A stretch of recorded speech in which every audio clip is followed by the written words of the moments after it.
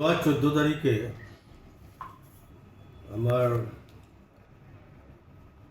Former LOP Debabrata Saikia ডাঙৰীয়াই মোলৈ এটা পৰামৰ্শ আগবঢ়াইছে। সৰ্বানন্দ সোণোৱালৰ গভৰ্ণমেণ্টৰ সময়ত কাজিৰঙাত ইভিকশ্যন হৈছিল, তাৰপিছত গৰুখুটিত ইভিকশ্যন হৈছিল, তাৰপিছত আমাৰ বৰ্তমানৰ মুখ্যমন্ত্ৰী হেমন্ত বিশ্ব শৰ্মাৰ সময়ত কচুথলী, পাইকান,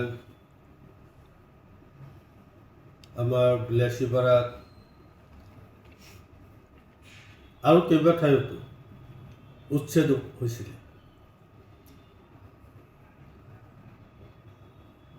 এই উচ্ছেদৰ সম্পৰ্কে দেবব্ৰত শইকীয়া ডাঙৰীয়াই মোক এটা পৰামৰ্শ আগবঢ়াইছে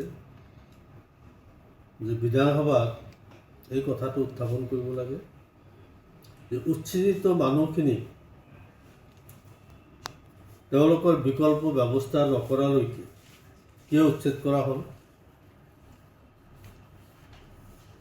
এই কথাবিলাকেই সাঙুৰি পেলাই তেওঁ এখন চিঠি মোলৈ লিখিছিলে। কিন্তু ইতিমধ্যে মই উচ্ছেদ সম্পৰ্কে 115ৰ জৰিয়তে মই আনিছোঁ হাউজত, এতিয়ালৈকে অহা নাই, হয়তো নেক্সটত আহিব। এই কথাখিনি তেখেতে পৰামৰ্শ আগবঢ়াইছে আৰু মই একৰ্ডিংলি তাৰ আগতেই যিহেতু মই এটা ডিভাইজত নটিচ এটা দিছোঁ 115ত, গতিকে মই কথাখিনি উত্থাপন কৰিম বুলি মই ভাবি থৈছোঁ। তেওঁ এনেকুৱা এডজৰ্ণমেণ্ট মোচনৰ পৰা আৰম্ভ কৰি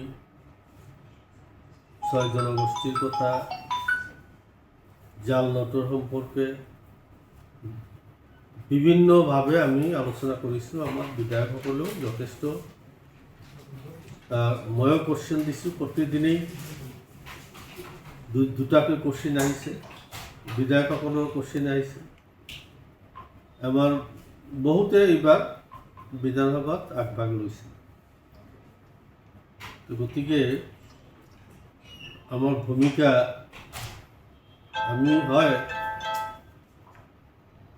আমি অখিল গগৈৰ নিচিনা যধে মধে মাত মাতা নাই, কাৰণ কথাৰ ওপৰত কথা, সেইটো পাৰ্লামেণ্ট প্ৰেক্টিছত তেনেকুৱা ছিষ্টেম নাই। তেওঁ ছিষ্টেমৰ ওপৰত গৈ পেলাই মাত মাতে, ছিষ্টেমৰ বাহিৰত গৈ পেলাই মাত মাতে, যাৰ ফলত তেওঁক উলিয়াইও দিয়া হয়। কিন্তু আমি সেই ধৰণৰ মাত মাতা নাই। কিন্তু আমি নিয়মিতভাৱে আমি প্ৰত্যেকটো ডিভাইজত আমি আনিছোঁ, হাউজত যথেষ্ট আলোচনা কৰিছোঁ। আৰু দেবব্ৰত শইকীয়াৰ চিঠিখনত তেনেকুৱা কোনো ইংগিত তেওঁ দিয়া নাই। তেওঁ এই কথাখিনি পৰামৰ্শ আগবঢ়াইছে যে আপোনালোকে এইটো হাউজত আনক আৰু সৰ্বদলীয় এটা কমিটিৰ ডিমাণ্ড দিম যে সৰ্বদলীয় কমিটি এইটো চাব লাগে যে মানুহখিনিক, দুখীয়া দৰিদ্ৰ মানুহখিনিক উচ্ছেদ কৰাৰ পিছত মানুহখিনিৰ কি অৱস্থা, ক'ত আছে, ক'ত গৈ তেওঁলোকে চেল্টাৰ ল'লে, এই ডিটেইলছ আলোচনাৰ বাবে এটা সৰ্বদলীয় কমিটি গঠন কৰাৰ কাৰণে দাবী কৰিবলৈ তেওঁৰ পত্ৰখনত উল্লেখ কৰিছে। আপুনি বিধানসভাত উঠাবনে এইটো দাবী?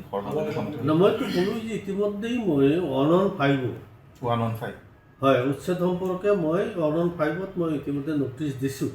তেওঁ চিঠি লিখাৰ আগতেই দিছোঁ, আৰু সেইটো লাষ্ট উইকত আহিব বুলি মই গমো পাইছোঁ। অধিকাংশই নগাঁও লোকসভা সমষ্টিৰ অন্তৰ্গত। গতিকে কথাটো অৱশ্য আমাৰ কোনোবা বিধায়কে উত্থাপন কৰিছিল, আৰু বিধানসভাত মুখ্যমন্ত্ৰীয়ে ৰিপ্লাই দিছে যে আমি দিয়া নাছিলোঁ, কিন্তু আমি ইতিমধ্যেই এইবাৰ আমি দিয়াৰ ব্যৱস্থা কৰিছোঁ। কিন্তু এই চিঠিখনক সেইটো নুবুজায়, দুৰ্বল ভূমিকা বুলি নুবুজায়। চিঠিখনত তেনেকুৱা কোনো কথা ইংগিত দিয়া নাই। স্পষ্টকৈ কৈছে যে উচ্ছেদ সম্পৰ্কে আপোনালোকে সদনত দাবী কৰক যে এটা সৰ্বদলীয় কমিটি গঠন কৰিব। ঠিকেই কৰিছোঁ। মই যোৱা 10টা বছৰ চিফ হুইপ হিচাপে আছিলোঁ। গতিকে মই ভাবোঁ যে যোৱা 10টা বছৰত যি ধৰণৰ বিৰোধী দলৰ ভূমিকা পালন কৰি আহিছে তাতকৈ আমি কম কৰা নাই, তাতকৈ বেছি কৰিছোঁ। ফাটাও নাই। নহয় সেইটো কথা কোৱা নাই, কিন্তু চিঠি লৈ বিতৰ্ক হৈ থাকে সময়ে সময়ে। বিতৰ্ক আপোনালোকে সৃষ্টি কৰে। চিঠিখন প্লেইন একদম ক্লিয়াৰ কথা। উচ্ছেদিত মানুহখিনিৰ সম্পৰ্কে এটা সৰ্বদলীয় কমিটি গঠন কৰিব লাগে। তাৰ কাৰণে আমি বিধানসভাত দাবী উত্থাপন কৰাৰ কাৰণে পৰামৰ্শ আগবঢ়াইছোঁ। চিম্পল কথাখিনি এইখিনি। যিকোনো খবৰৰ বাবে যোগাযোগ কৰক আমাৰ এই নম্বৰত 9181 307 221।